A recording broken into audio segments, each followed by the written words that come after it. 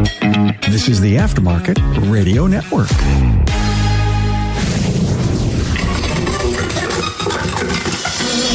Carm Capriato here, and I'm with Jimmy Lea from KUKUI at ASTE 2022 with another important Google update. Now, we're always keeping you in the know as it relates to Mother Google.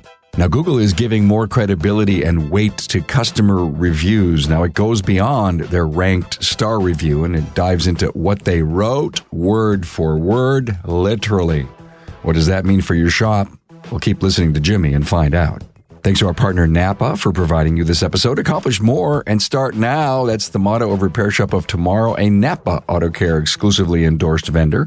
RSOT will look at productivity, efficiencies, effective labor rate, average hours per car, labor profit percent, and measure and manage labor, and also how you can create more net profit.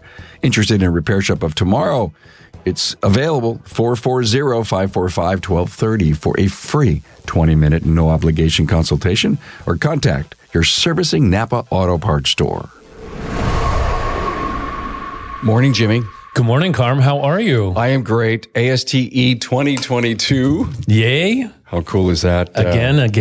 Yeah. Thank you so much to Carolyn Cocolette and Shopware for sponsoring our 2 or 3 days here worth of doing interviews and hanging out, taking pictures, doing some shop tours. A blast, so much fun. Jimmy, let's do an update on the episode that we did a while back, which I found fascinating, which I've told so many people about in conversation. Did you listen to that episode with Jimmy on Google reviews? And that you don't want to be perfect because, Google finally decided, hey, we're not going to put all these 5.0s up. Right. Because, and however their algorithm works. Right. And so I said, hey, let's come in and do an update. And he puts on the headphones and he says, you messed up my hair, Carm. Can I have earbuds? I'd like to make a request for next year. All right. Earbuds for me. Nobody else. It's just for me, though. People say to me, so how well do you know Jimmy? And I says, I know him okay. I mean, it's not like I've been to his house or we've had dinner yet together or we've even dated. But but the sheer fact is, how does he get his hair to do that? And I guess my listeners want to know. A little 110 or maybe 220. Depends on the day. Is that like the formula of the gel you use, or is that sandpaper? No, that's electricity. Wow, that came 440 in case it's a really big event. I got it. So you what do you do? Stick your fingers in a plug in the morning? Yeah. So it takes all of about 27 seconds. It's a little bit of hair paste. You put it in your hands and you warm up the hair paste. As soon as the paste is warm, which most people don't understand, they just slap it in their hands, slap it, and slap it on. You've got to warm up the paste. All right. Warm up the paste, put it in your hair, and then just spritz it with a little hairspray, Paul Mitchell hairspray, and then we're done. We're good. TMI. No blow drying? No blow drying. No. It does this naturally. It just tends to stand up. Very good. Yeah. By the way, Tracy's here, of course, my daughter. She's producing. She's doing all this great stuff. So if every once in a while you hear her chime in from the background and says, well, who was that? Of course, you all know that was Tracy. So how do we do a follow-up on what's going on in reviews? You told me this scary story this morning. Right. Yeah. Well, we talk about keywords. So there's what Google says, and then there's what Google does. And it's trying to interpret the two and marry the two and have them come together. And so the story is there's a shop that came to KUKUI and said, why am I paying for Google ads for transmission? Why, KUKUI? Why are you sending me all of these leads for transmission repair? And not just repair. I mean, this is full-blown break it apart, fix it, and put it back together. Jigsaw like puzzle. A transmission shop would do. Like a transmission shop. Yeah. These are 8-hour, 10-hour, 12-hour, 15-hour jobs. Yeah. Why are you sending me this work? And Please stop. And the shop that's complaining doesn't do transmissions. Right. They don't. Right. They're all about the regular maintenance, regular service, regular repair. They generally tend to stay away from the two biggies of engine repair, replacement, and the transmission. So they tend to stay away from those, but they'll do all of the everything else. So he's complaining that you're doing your job, but in the wrong category. Right. 8 or 9 a month. Why are you sending me all of these leads? Why am I paying for this? And this starts a very long, lengthy process of investigation to find out, where is this coming from? What are we? No, you're not. You're not paying for Google ads for this. You're not paying extra for this. So what has changed? The Google algorithms had changed, and now they were giving more credibility and more weight to what a customer left as a review. Had to go all the way back to 2018. There was a woman that left a review on this website, on their Google reviews website, their Google reviews. In this review, she mentioned the word transmission 3 times. Even though she wasn't in for that. Well, thank you for working on my transmission. Thank you for the transmission flush and checking the transmission fluid. Not that she had normal maintenance. Yeah, normal maintenance stuff. But the word transmission was in there. Yeah. Now we're discovering, well, with this new algorithm, Google's giving a lot more weight to what a customer is putting in their review response. 4 years ago. Yeah. I don't get that. Yeah. So fast forward to today now, what a customer leaves in their review has a lot of weight into your Google algorithm, into your Google rating. Yeah. And in the keywords. But yeah. Fast forward to today. They still don't work on transmissions. This is where you have 2 choices here. Am I going to start working on transmissions? Yeah. Because the work's coming your way, whether you want it or not. It's going to happen. Or do you make friends? And this is what they've done. They made friends down the street, a transmission shop. And so all of this work's coming into them, not the transmission shop, but all this work's coming into them. But are they? And they take it to the transmission shop. Or the shop takes it and sublets it? Yeah. Well, that's smart because there's a little bit of money to be made there. Then. Right. Yeah. Yeah, a little bit of money for your time, effort, and energy. And isn't it funny that the transmission shop is not getting the work, but this shop is? Because, there's a benefit from Google that they didn't even realize. Maybe the shop isn't even using any kind of keywords or AdWords or anything. Right. Well, there is the Google AdWords that we are maintaining for the shop for all the automotive repair and automotive maintenance and the regular, timing belts and things like that you want to be optimized for. I find it fascinating that the transmission shop probably doesn't do anything and they're gaining from all the good work you're doing. Right. Right. Which, there's a little pass through that happens there. And so you're here doing some training. Yeah. Well, we're doing training. In fact, the training is 3-hour training on reviews, the entire thing, turning your customers into raving fans. Yeah. Even the most timid, shy customer, their review can be blossomed into a raving fan review.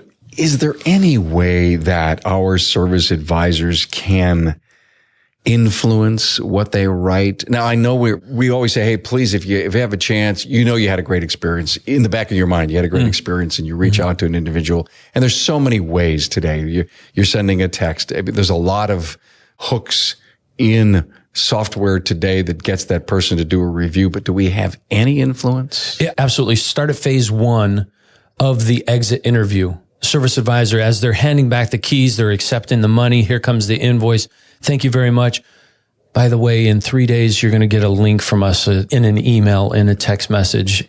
You're going to get a link from us to leave a review. If you would go on there and tell the next person that's coming, the next potential customer, the next possible raving fan, or the next soccer mom or the next professional soccer dad, tell them what their experience is going to be when they come into us. By the way, Jimmy Lea KUKUI, I never really introduced you completely in the beginning. We just went into the hair thing. I find such interesting either ideas or parallels in the rest of the world. I'm observant. It doesn't matter what I see on TV, what I listen to, what I experience when I'm out. I always say, how could that relate to our industry and what we do? What can we learn from it? Always. I can't stop. I can't turn it off. Right. And it never fails, no matter what experience that I've always had, someone may say to me, you're going to get a survey that comes up and tell you how our experience was. It could be a waitress or a waiter whose restaurant is really values reviews, or it just could be an experience that I had online with a company that all of a sudden gave me an email that says, please watch your email in a couple of days for an important survey. We want to know how we did. If there is a review to have, people are asking to get the review that they want. Yeah. I find that fascinating. So shop owners that are listening out there, or future shop owners that are listening, because tons of people who are getting ready to go into business have learned so much on our podcast. It's important because, Jimmy came on, and I don't remember the number of the episode, Jim, but I think it was within a couple of months now. Again, as I said, I referenced that episode so much. If you're not learning from these kinds of experiences and information like from Jimmy, so you're not here to listen to a 3-hour class, and I know you can't do the whole thing here on the podcast, but I mean, that's the biggest takeaway ever, right? Is help manage that review. Help manage that. Absolutely. Absolutely. And be an open book. When we're asking for our reviews, you've got to be an open book. You've got to have all the 5-star. And usually what a shop gets is we either have 5 stars or we have 1 stars. What about the 2, 3, 4s? Okay. Well, you need the full gamut of star flavors, if you will. Yeah. Open that up. You've got to open yourself up to it. Yes, you want 5 stars. Yes, you want to have that good response, that good review, a 4-star, a 5-star, but you also need the 3, 2, and 1s. In order to get the number right. In order to get your ranking right. Yeah, right. For sure. But also to show the next potential customer, how does my shop treat a failure? How does my shop treat a mistake? How do we make it right? And the next customer that's going to come in wants to know, if there's a mistake made, are they going to treat me right? The parallels. Can I draw up another one? Amazon, I want to buy a piece of audio equipment or a camera or something like that. And I'm doing my unfeathered research and I end up, on something that I like. And maybe I should have earlier scrolled to the bottom of way down below the fold, right? 3 feet below the fold. Page 10. Page 10, and you're going to find reviews. Yeah. If you're not going that far in buying something, then you're doing yourself an injustice. And I have said no to so many things because the first 10 reviews, and I won't just look at the first one. The first one may be just the most recent 1 or 2 star. But if there's, another 8 4s and 5s, then okay, it was a circumstance. It was the product the person really wasn't looking for. That's the parallel. If you're doing that individually on your own, you got to relate it to your own business.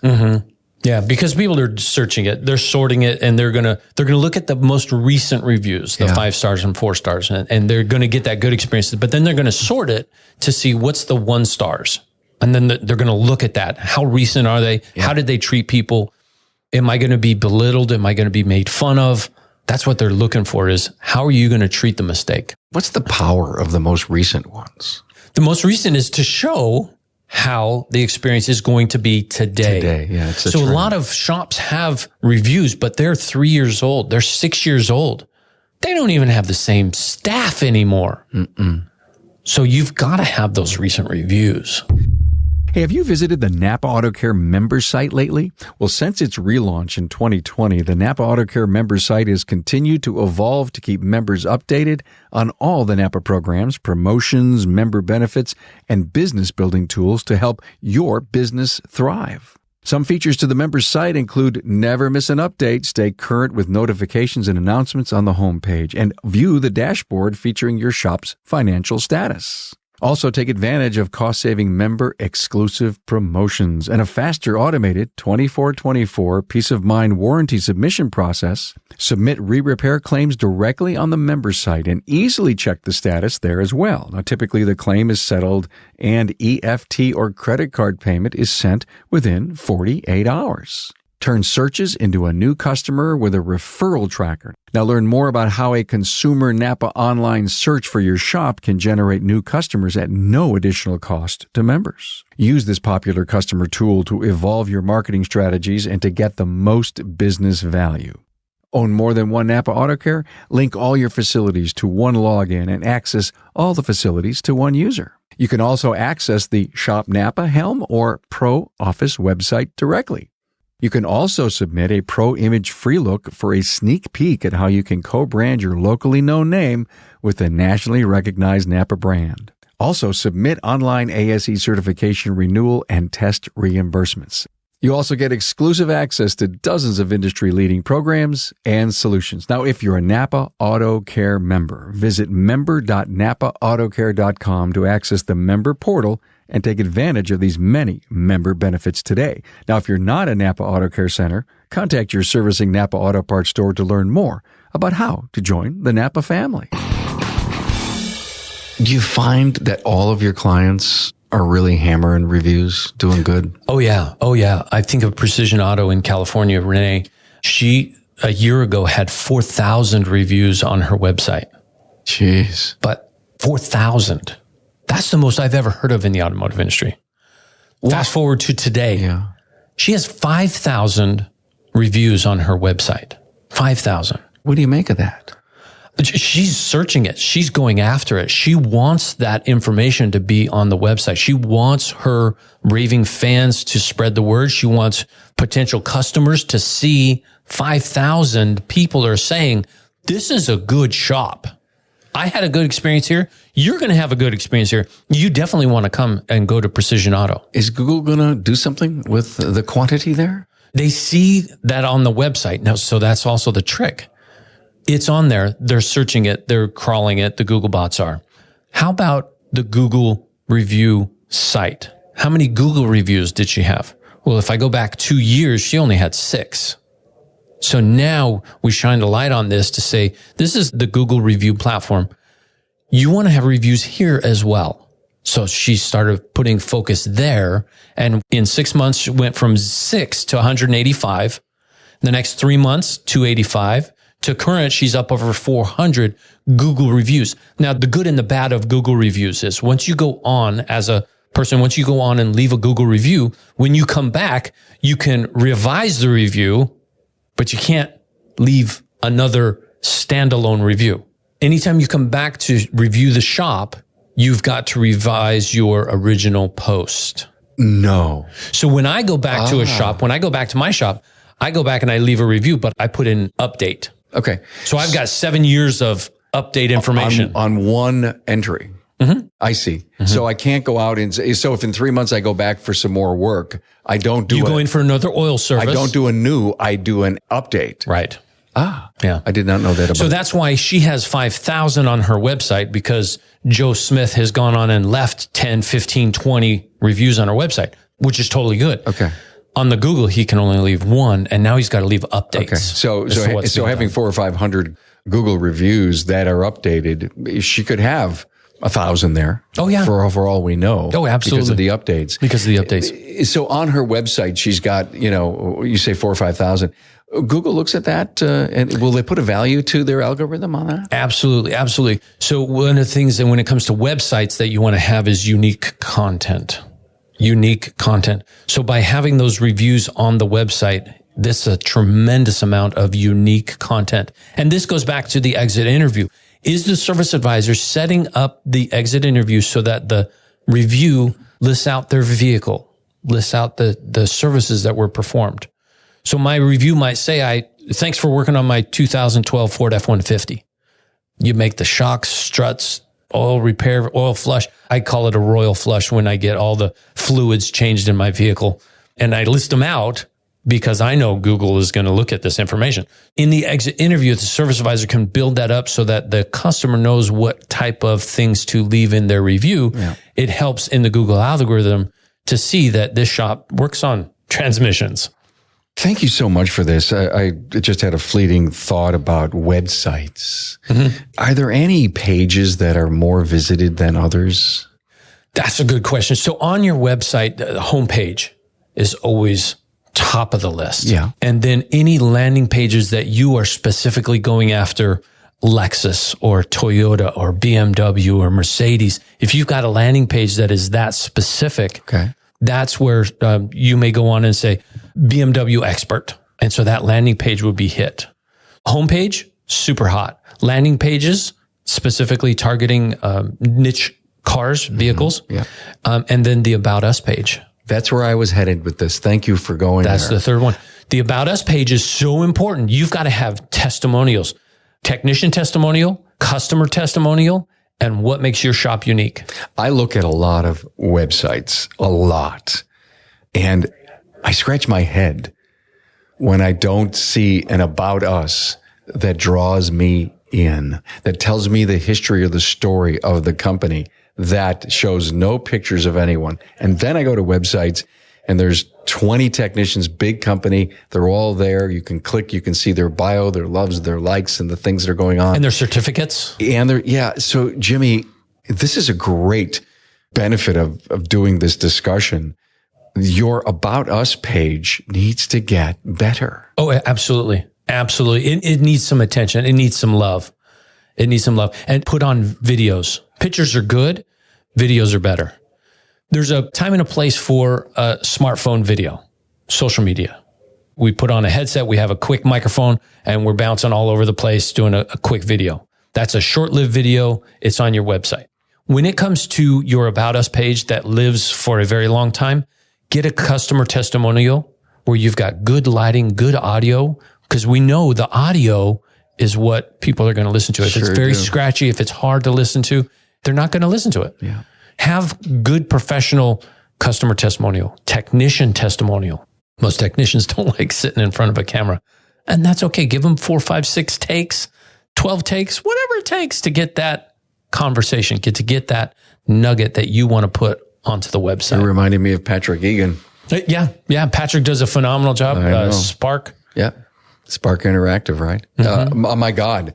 Yeah. I'm chatting with Patrick. I want to get him on. I want to talk about all this great work that he's doing. And I don't know if he's flying drones, but he does a great job in telling the shop's story through video. Yeah. And to your point, people probably click the video 100% of the time when they're there. Oh, yeah. If you can't keep their attention, whatever, but at least you had it there to look at and says, hey, I'm Carm. This is my shop and you're my customer. And here's our story.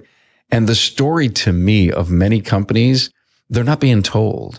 There's a lot of legacy. There's family. There's evolution. I bought this building. It was a rundown place. We built it and, our customers helped me build it. Those aren't hard words to write. Obviously, they have to come out of your heart.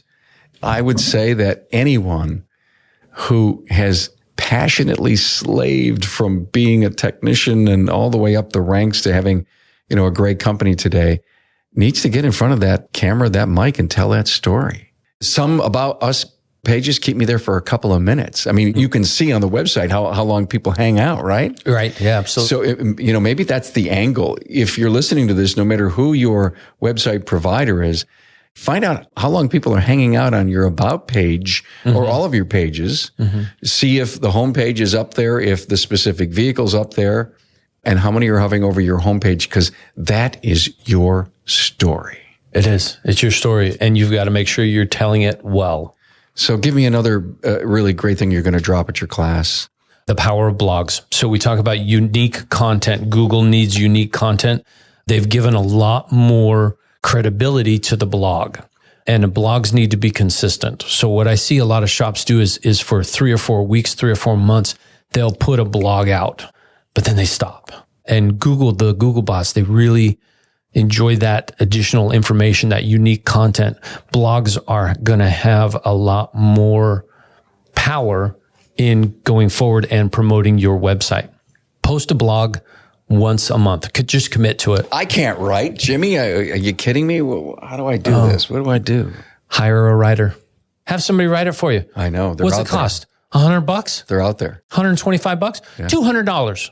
They're going to write you a really well-written blog that's going to have keywords in it. They know how to write it. So let them do it. The thing I love about our great industry and how fast technology is moving, there are stories today about classic cars and EVs and hybrids and the family car, the family van. A car came in the other day, and of course, as we were getting in to move it, we noticed all this cool stuff inside the car, the sticker for this, the college for that. And as an owner, I came to realize how important we are to the freedom that we give people by keeping their cars safe. The key words that Google would care about are right there. Just tell the story of what you see and observe in your business. You have content coming at you every day. Yeah, the freedom that we give them to roam the world. And, and new tech. And why not tell the story of my commitment to train our technicians If you've got technicians here at ASTE and you're not, and you just sent them, that's okay. I understand. You come back and write a blog about what you just did, the investment that you're making. Yeah. Will someone search, I want to go to the shop that trains their people? No, but if they're on your site and you're linking that blog somewhere and somebody bumps into it, know, like, and trust is helping to be created there. Oh, absolutely. Absolutely. Yeah. You've got to pay attention to the know, like, and trust. You've also got to pay attention to the coming trends. I looked at a lot of this training for ASTE. There's a lot of EV training. There's a lot of hybrid training that's happening here. It reminds me that, well, back in the 1900s, early 1900s, 1/3 of all vehicles in the United States were electric. 1/3. Now to today, fast forward today, less than 1%, less than 1% are EV vehicles. But there's a surge coming. Really? Oh, yeah. You must be watching the news. Watching the news and watching the training that's happening. Oh, yeah. It's incredible. In fact, Tracy and I went to an EV hybrid class, of course, because we're going to open our own shop and specialize in that. No. But we were out for an event and we said, hey, let's sit in on this. We got the manual. We're looking at the pictures. We're listening. And I walked away with some very profound feelings, strategies, and one of them was practice, the word practice. And I've been chatting with trainers here today and over the last couple of weeks about practice.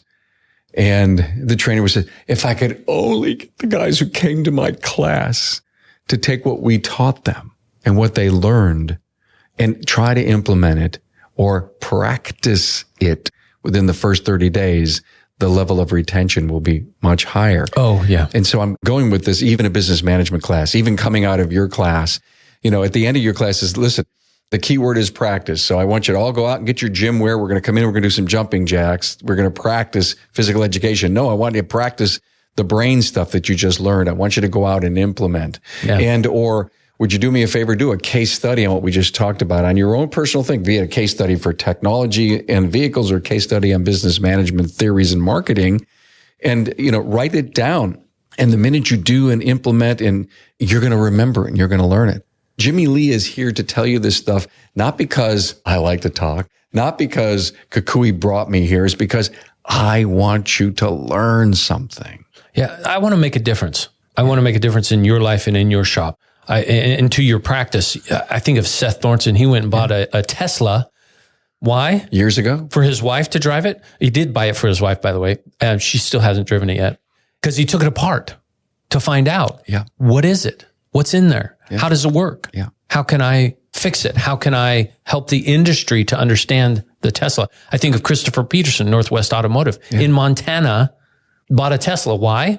So he can learn what goes into these EVs. Yeah, he's a great guy too, Chris. And I want to go to Minneapolis and hang out with Seth, and I want to get a ride in a Plaid.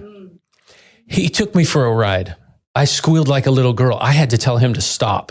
He took me in his Rivian. Oh, in his Rivian? Truck. In the truck? Oh, he put his foot down on the floor. He did, and I nearly peed my pants. I've never gone so fast. My motion sick went into overdrive, and I was like, Seth, you stop. Did you hear I almost said step on the gas? Isn't step that on funny? The gas. Step on the gas. Step on the accelerator. I mean, we have to change that word. Come in. Hey, come on, step on the gas. Look at me funny. Right? What gas? What gas? All right. I am absolutely convinced that I have got to go out and get a supercharged ride. I mean, you can't go out and say, oh, hey, what's the horsepower underneath that seat? How's it rated? How do you rate these EVs? Your question needs to be, how quickly can you go from 0 to 60?